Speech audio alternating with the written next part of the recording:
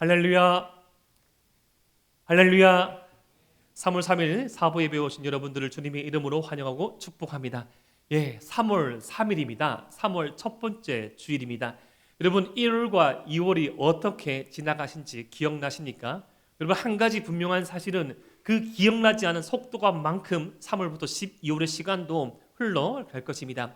손살같이 제 아무리 빨리 지나가는 시간이지만 단 한 가지 분명한 사실은 영혼을 주관하시는 하나님 앞에 우리의 삶을 내어드리고 영혼을 주관하시는 하나님 앞에 우리의 삶을 의탁하며 나갈 때 그 시간은 빨리 흘러가지만 우리에게 유의미한 시간이 될 것입니다. 그러한 각오를 다지며 우리 자신에게 이렇게 하며 인사했으면 좋겠습니다. 3월 한 달 화이팅입니다. 시작. 3월 한 달 화이팅입니다. 화이팅 하십시오. 여러분 수년 전에 제가 이런 기사를 본 적이 있습니다. 바보를 조롱하는 바보들. 어떤 이 화재의 사건에 자신의 목숨을 내다 바치고 20여 명의 생명을 살리고 세상을 떠난 청년에 관한 조롱의 글이 올라왔습니다. 바보 아니냐, 개죽음 아니냐, 뭐가 그렇게 잘났더라고, 뭐가 그렇게 의인이라고 남의 생명을 위해서 자신의 생명을 헌신하냐, 바보야 라는 댓글이 달렸습니다.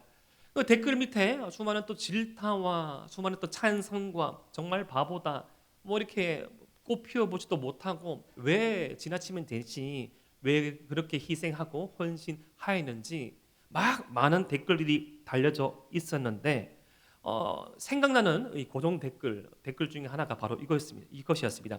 기사의 제목과 같은데요. 바보를 조롱하는 바보들. 과연 누가 바보인가? 자신의 생명을 바쳐서 고기롭고 가치 있는 일을 한 그 사람이 바보인가? 그 가치를 몰라보고 그럴 용기도 없고 그런 선택할 의지도 없는 그 자들이 마냥 그 사람의 생명을 폄하하고 조롱하는 것이 바보인가? 누가 바보인가? 사랑하는 에바라위 청년 여러분, 이 시대의 사조는, 이 시대의 가치는 손해를 보지 않는 것입니다. 손해를 보더라도 우리 삶의 일부분, 내 삶을 영위할 수 있는 부분까지 손해를 보고 그 나머지에 내 삶의 안전과 편리와 편안을 추구하면서 나의 계획 가운데 손해를 보지 않는 것이 이 시대의 사조입니다. 우리는 지난주 이 룻기 말씀을 통하여서 룻의 청혼을 보아스가 받아들이고 선을 넘어서 룻의 사랑을, 프로포즈를 받아들일 수 있었지만 선을 지키며 하나님의 말씀과 하나님의 약속 안에서 선을 지키며 룻과 보아스 사이에 이 룻에게 결혼할 수 있는 1차적인 권리가 있는 사람을 보아스가 언급함으로 말씀이 마무리된 것을 보았습니다. 오늘 말씀이 룻기 4장 1절에 이렇게 시작합니다. 보아스가 성문으로 올라가서 거기 앉아 있더니 마침 보아스가 말하던 기업 물을 자가 지나가는지라. 여기서 성문이라는 것은 베들레헴에서 어떤 법원, 이 커뮤니티 할 수 있는 어떤 광장과 같은 곳이었습니다. 거기 있으면 고대 근동 사회에서 어떤 재판이나 어떤 심의나 어떤 물물의 교환이나 판매와 이 수입이 진행되는 그런 곳이었는데 그곳에서 어떤 민사 사건이죠. 이 보아스와 룻의 결혼을 진행하고자 어떤 결혼할 수 있는 권리를 우선적으로 가지고 있는 사람을 보아스가 기다렸는데 그 사람에 대해서 이렇게 표현합니다. 보아스가 그에게 이르되 아무개여 이리로 와서 앉으라 하니 그가 와서 앉음에. 기업 물을 자, 이 보아스와 룻 사이에 룻에게 좀 더 가까운 룻의 친척인 기업 물을 권리가 있는 사람이 지나가길래 그 사람의 이름을 부르지 않고 아무개여, 다른 번역의 표현을 보면 내 친구여라고 말합니다. 원어적인 표현을 보면 진짜 아무것도 아닌 존재, 아무개여지만 영어적인 표현을 보면 내 친구여라고 친근하게 부릅니다. 불러서 4장 2절의 말씀에 하는 말은 이 장로 10명을 청해가지고 당시 공증을 쓸 수 있고 증인의 역할을 할 수 있는 이 베들레헴의 성의 리더들을 불러놓고 자신과 이 룻과의 이 결혼, 자신과 룻의 결혼을 공인받을 수 있는 길을 열어둡니다. 당신들은 여기 앉으라 하니 그들이 앉음에 이제 본격적으로 3절에 보아스가 이렇게 말을 꺼냅니다. 보아스가 그 기업 물을 자에게 이르되 모압 지방에서 돌아온 나오미가 우리 형제 엘리멜렉의 소유주를 팔려 함으로 지금 나오미 룻의 시어머니 나오미의 남편 죽은 엘리멜렉의 어떤 소유지 이 기업에 대한 권리가 베들레헴의 땅에 있었던 것 같습니다. 여러분 지나간 말씀을 회상시키는 것이 여러분 들을 수 있지만 지금 베들레헴은 흉년입니까? 풍년입니까? 다 풍년으로 마음속으로 대답하고 계시죠. 이 베들레헴의 풍년이 들어서 이 하나님의 은혜가 회복된 것을 듣고 이 나오미가 룻과 함께 복귀했습니다. 여러분 지금 뭐 세계적인 어떤 주가의 시장들, 투자의 현황들 보면 다시금 이 어떤 가상화폐죠. 비트코인이 상승세를 두고 있습니다. 1억 원을 앞두고 있는 거죠. 마치 오늘 말씀은 그런 것과 마찬가지입니다. 땅바닥을 쳤던 주가가 땅바닥을 쳤던 이 비트코인의 이 시세가 하늘을 솟고 있는 겁니다. 여기서 한 코인만 있어도 엄청난 것인데 예를 들어서 엘리멜렉 소유지 엘리멜렉에 배당된 이 코인이 100코인 있다 칩시다. 예전에는 휴지 조각이었는데 이것이 풍년이 되어서 이 상종가를 친다면 그 한 코인을 얻기 위해서 많은 사람들이 기다리거나 어떠한 방법을 쓰겠죠. 그러한 정황 가운데 지금 보아스가 말했던 겁니다.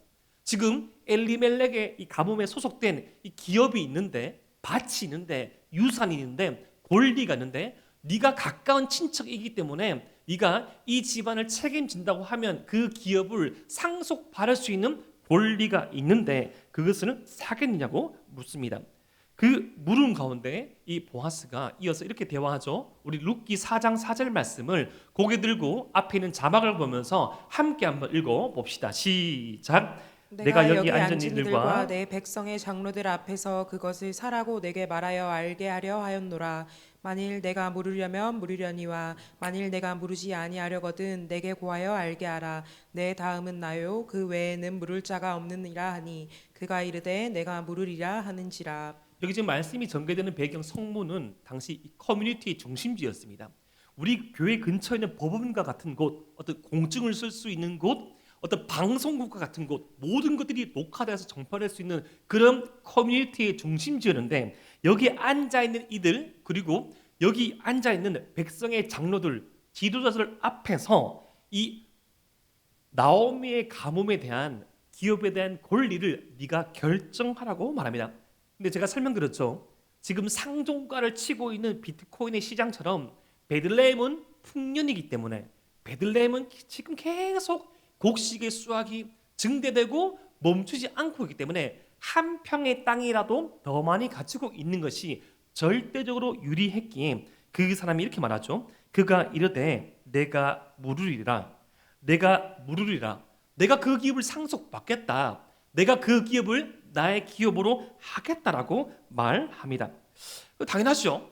지금 풍년 계속 주가가 올라가고 있는 이 시장 가운데 한 주라도 더 많이 소유하고 있는 것, 한 코인이라도 더 가지고 있는 것이 절대적으로 자신에게 유리한 이 환경 가운데 지금 이 마다할 이유가 아무것도 없었습니다. 그런데 숨겨져 있는 이 기업을 모른다는 것에 동전의 양면과 같은 그 가치를 보아스가 일깨워집니다. 그것에 대한 말씀이 5절 말씀이 이렇게 등장합니다.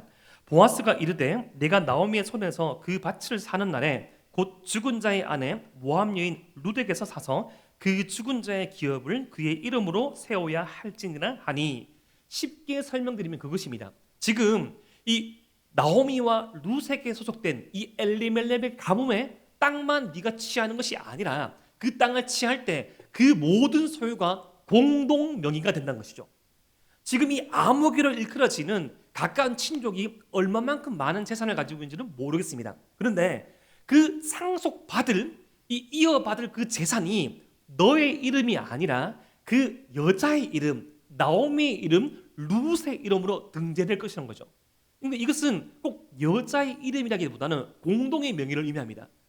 룻의 재산도 룻의 것이요, 너의 재산도 룻의 것이다. 룻의 재산이 너의 재산이듯 이제 너의 재산도 룻과 나오미의 것이다. 합쳐지는 거예요. 합쳐지는 것입니다.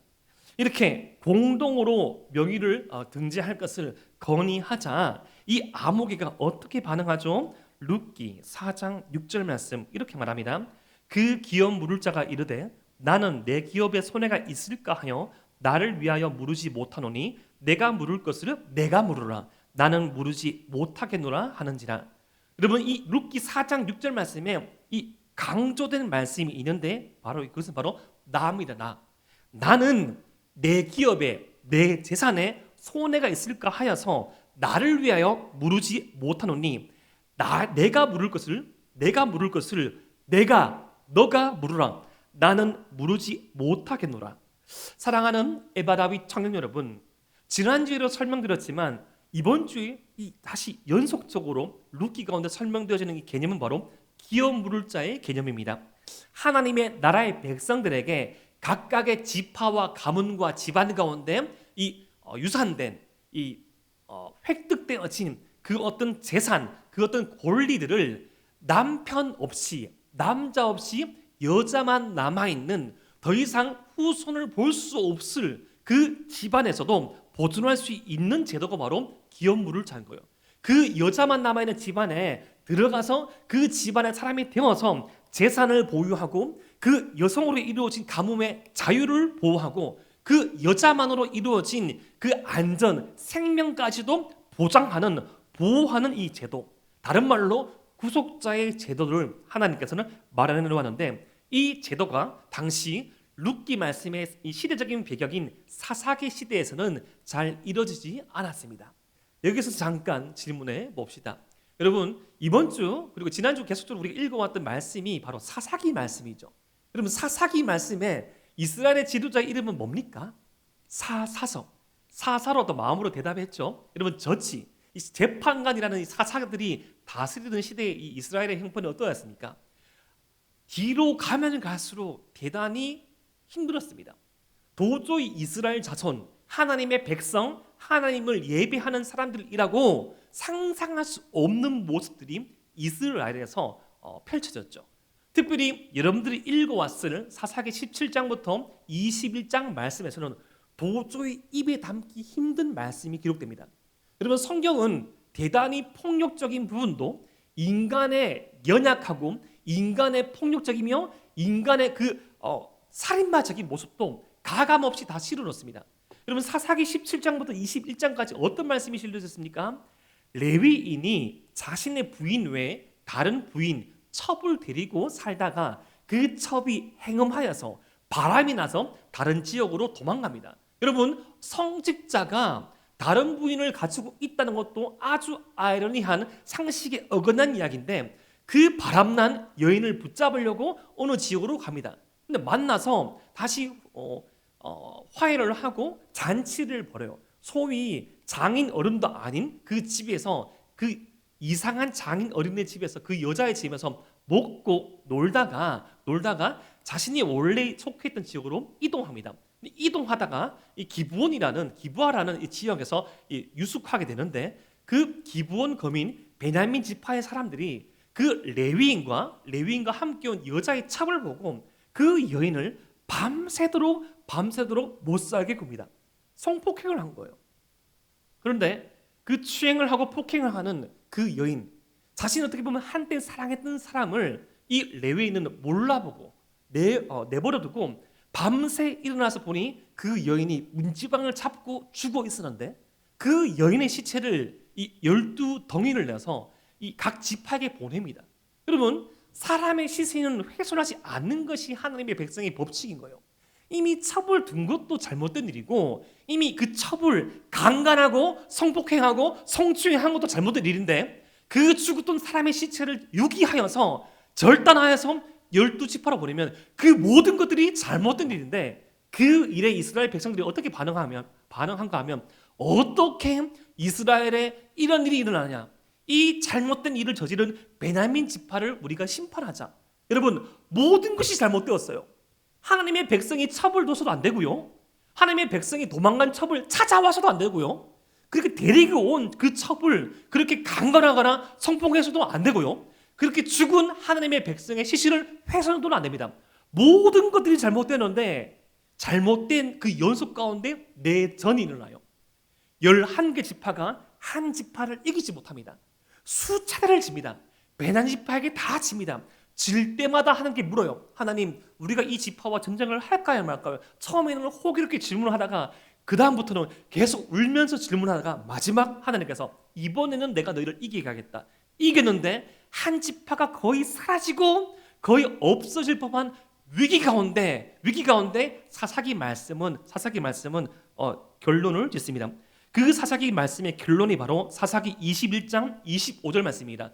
우리 고개 들고 앞에 있는 자막의 말씀을 함께 한번 읽어 보겠습니다. 시작. 그때 이스라엘의 왕이 없으므로 사람이 각기 자기의 소견에 오른 대로 행하였더라. 여러분, 룻기의 시대적 배경이 되는 사사기 이 말씀의 주제 말씀입니다. 그때 이스라엘의 왕이 없으므로. 여러분, 이스라엘의 왕이 왜 없습니까? 이스라엘의 왕은 하나님이십니다.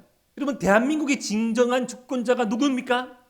윤석열 대통령은 세워진 정치인이고 윤석열 대통령 너머에 이 땅의 진정한 왕은 하나님이십니다. 하나님의 말씀을 두려워하는 자, 하나님의 말씀이 흘러가고 결국에는 이 모든 시대의 이 종국이 주의 말씀대로 심판받을 것인데, 이스라엘 백성의 왕이 없다는 것은 진정한 왕의 통치, 하나님의 통치를 거부하고 사람들이 각자의 의견대로, 각자의 욕정대로, 각자의 요구대로 행동하였다는 것이죠. 그렇기에 이 사사기 시대에, 사사 시대에 베들레헴의 이 모습은 상당히 중요합니다. 지금 베들레헴은 치열한 영적인 전투의 현장입니다. 지금 이 시대가 혼란스럽고 레위인이 처하지 말아야 될 첩을 취했고 시체를 유기한 이 사건으로 이스라엘에 큰 내전이 발생한 이 시점에 하나님 나라의 백성의 가치, 헤세드, 압도적인 힘의 우위를 가지고 있는 이 사람이 잘해줄 필요가 없고 잘해줄 하등의 가치가 없는 이 존재를 사랑하고 희생하고 헌신하는 헤세드의 은혜가 베들레헴에서 실현될 것인가? 여러분, 중요한 판례는 이후에 많은 결과를 초래합니다. 여러분, 억울한 사람이 없는 중요한 법정의 결과는, 대법원의 결정은 대단히 많은 이 사례들을 촉매합니다. 지금 이 헤세드가 베들레헴에서 이루어지냐? 지금 기업 물을 자의 권리를 통하여서 허물어져 버리고 가망 없어 보이는 엘리멜렉과 나오미와 룻의 집안이 다시금 회생할 수 있느냐는 하나님 나라의 가치가 회복될 수 있느냐에 대한 그런 질문과 마찬가지입니다. 그러면서 지금 이 자신의 가치를, 자신의 어떤 기업 물을 권리를 포기한 그 사람의 행동에 대해서 신을 교환함으로써 사람들 앞에서 공증을 쓰라고 룻기 4장 7절 말씀에 나와 있습니다. 이 의견을 들었을 때 이 사람이 8절 말씀에 자신의 신을 상대방에게 줘 자신이 이 룻 가문에 대해서, 나오미 가문에 대해서 기업 물을 권리를 포기하였음을 증인합니다. 목사님, 왜 신발을 줍니까? 잘 모르겠어요. 아마 그때 고대 근동 시대 사막 기후에 이 시대의 사회에서는 신발이 아주 중요한 역할을 했을 겁니다. 여러분, 이 건조하고 돌이 많고 전갈이 있고 해충이 많은 이 사막 지대에서 튼튼한 샌들, 튼튼한 신발은 어떤 삶의 편리성과 그 사람의 안전과 보호의 기초가 됐을 겁니다. 자신의 기초를 양도하는 거예요. 내 권리를 양도하는 의미가 신을 벗어서 교환하고 주는 것의 의미가 있었을 것입니다. 사랑하는 에바다윗 청년 여러분, 오늘 이 말씀 가운데 우리가 주목해 보길 원하는 첫 번째 시점은 이 암흑으로 등장한 이 사람이 아무런 행동도 하지 못하고 이 폐장한다는 것입니다. 여러분, 이런 면에서 성경은 대단히 인격적입니다. 어떤 사람의 이름을 쓸 수 있어요. 예를 들어서 하인수라고 말할 수 있는데 쓰지 않는 거예요. 여러분, 세상의 합리적이고 세상의 어떤 효율적인 이 관점에서는 이 사람은 너무나 손해보지 않은 탁월한 결정을 하였지만 하나님의 시선, 하나님의 판단 아래에서는 너무나 어리석은 판단을 한 것이죠. 눈에 보이는 대로 자신의 손을 입지 아니하고 자신의 이익만을 추구하면서 하나님의 선함의 가치를 저버린 사람, 그 사람의 이름을 기록할 수 있었지만 그 사람의 이름을 A라고 B라고 C라고 하인수라고 기록할 수 있었지만 성경은 놀랍게 그 사람의 이름을 기록하지 않습니다. 그것은 이 사람에 대한 배려이기도 하지만 하나님 나라의 가치를 지켜지지 않는 사람의 존재의 의미를 설명해 주는 것이기도 합니다. 사랑하는 에바다윗 청년 여러분, 우리가 말씀을 쭉 읽다 보면 종종 족보라는 것이 나옵니다. 누가 누구를 놓고 누가 누구를 낳고, 그런데 그 족보 가운데 의미 있는 족보는 무엇인가 하면 누가 누구를 놓고 몇 세에 죽었더라는 그 족보가 창세기에 나옵니다. 반면 몇 세에 죽었더라는 이 족보는 나오지 않고 누구를 놓았는데 그 사람이 어떤 자의 조상이었더라, 음악의 조상이었더라, 철기 문화의 조상이었더라, 누구 족장의 조상이었더라, 어떤 일을 하였는지 어떤 능력이 있는지만 기록하는 족보가 있어요. 근데 거기에는 몇 살에 태어나서 몇 살에 죽는지가 없습니다.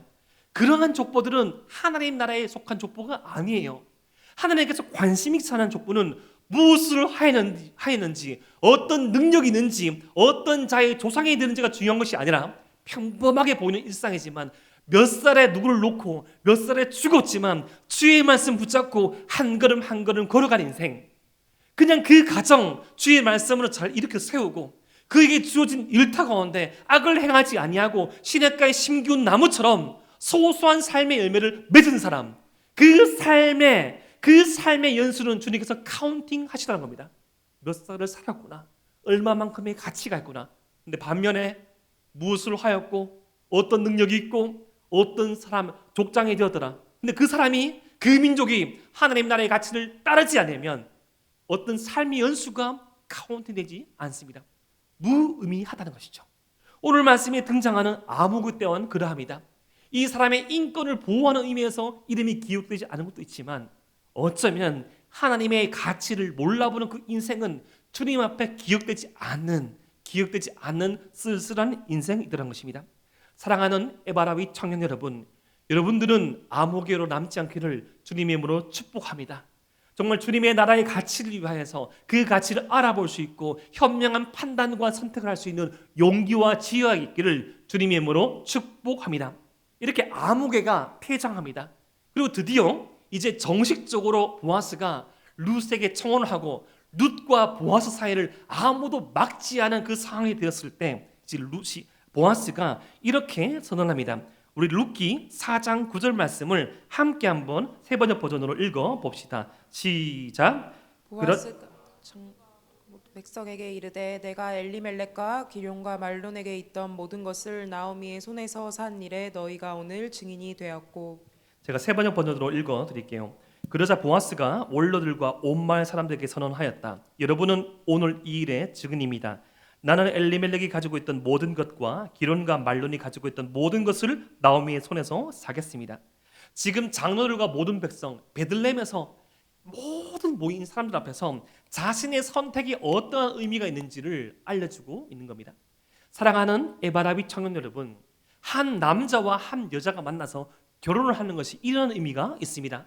그냥 이 사람만 사랑해서, 이 사람이 아름다워서, 이 사람이 잘생겨서, 이 사람이 능력이 있어서 만나서 하는 것이 결혼이 아니라 지금 보아스가 룻의 청혼을 받아들이고 룻에게 지금 프로포즈를 하고 있는 의미가 이라는 것이죠.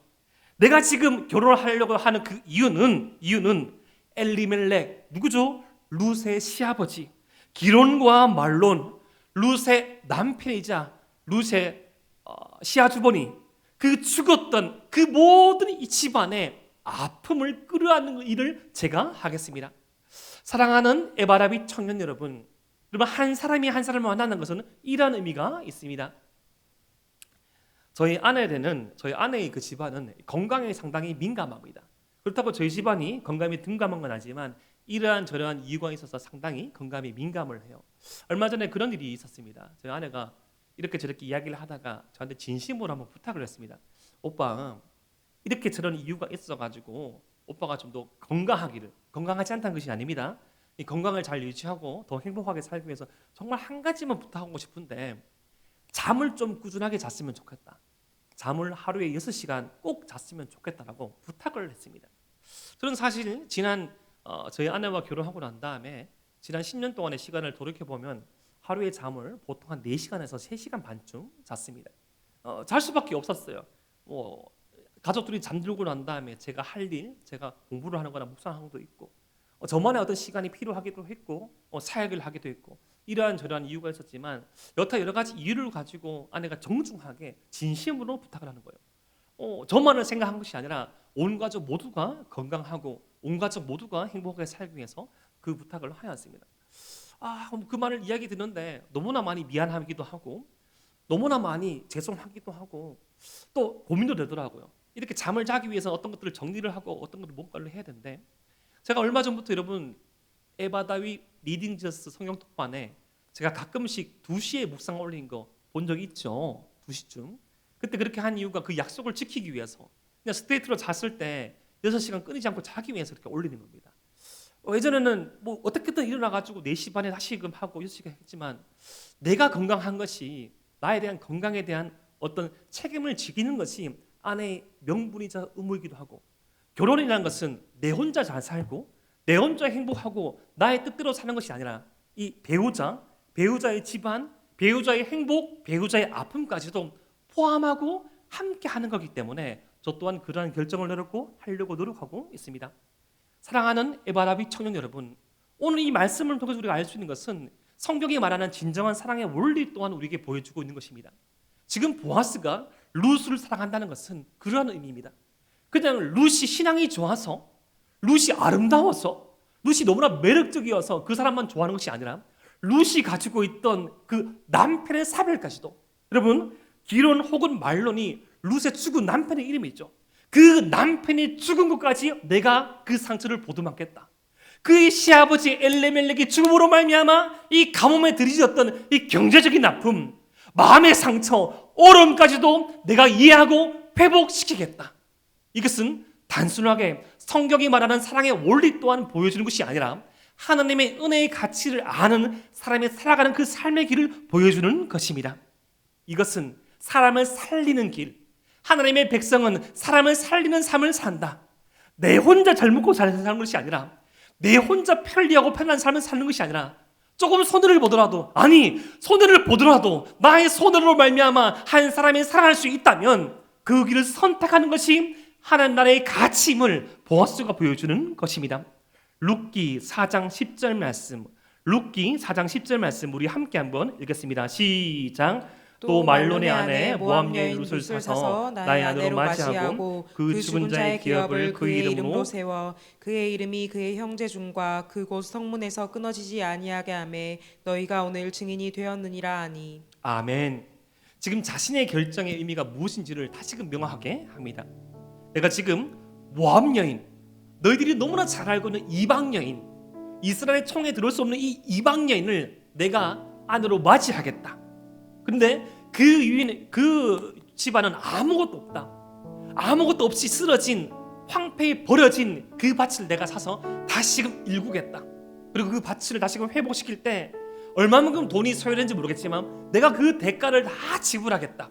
그리고 내게 있는 그 모든 유산은 나와 룻 사이에 태어날 이 아이의 것이다. 나의 것이 아니고 그 모든 것들을 함께 상속하고 흘러 보내주겠다. 그리고 그 사랑이 끊어지지 않도록 내가 약속하고 약조하고 맹세하겠다. 지금 보아스는 자신의 사랑의 선택의 의미가 무엇인지를 하나님과 사람들 앞에서 공인하고 있는 것입니다. 사랑하는 에바라비 청년 여러분, 오늘 이 보아스의 결정으로 말미암아, 보아스의 이러한 결정이 있을 수 있게끔 이 룻의 용기 있는 희생적인 결단으로 말미암아 룻이 이러한 결단을 할 수 있게끔 나오미의 삶을 통하여서 입은 하나님의 은혜로 말미암아 증명된 것이 무엇입니까? 아직 베들레헴에 하나님의 헤세드의 은혜가 살아있다. 이 혼탁하고 이 어렵고 힘든 사사기의 시대 가운데 내전으로 말미암아 한 지파가 사라질 것만 같고, 성직자든 평민이든 백성이든 모두 다 물러나고 모두 다 하나님 나라의 가치를 지키지 아니하고 모두 다 그 욕심대로 살아가는 이 시대 가운데 여전히 희망이 되고 소망이 되고 미래를 볼 수 있는 공동체가 있다. 베들레헴에는 하나님의 은혜가 살아있다. 베들레헴에는 빵만 있는 것이 아니라 헤세드가 살아있다. 베들레헴에는 진정한 하나님의 은혜의 풍년이 왔다. 그렇기에 하나님 나라는 희망이 있다. 라는 것이 오늘 말씀을 통해서 증명된 것입니다. 사랑하는 에바라위 청년 여러분, 저와 여러분들이 오늘 말씀에 등장한 이 베들레헴의 룻과 보아스의 결정을 본 이 수많은 증인들과 같은 사람이 되기를 원합니다.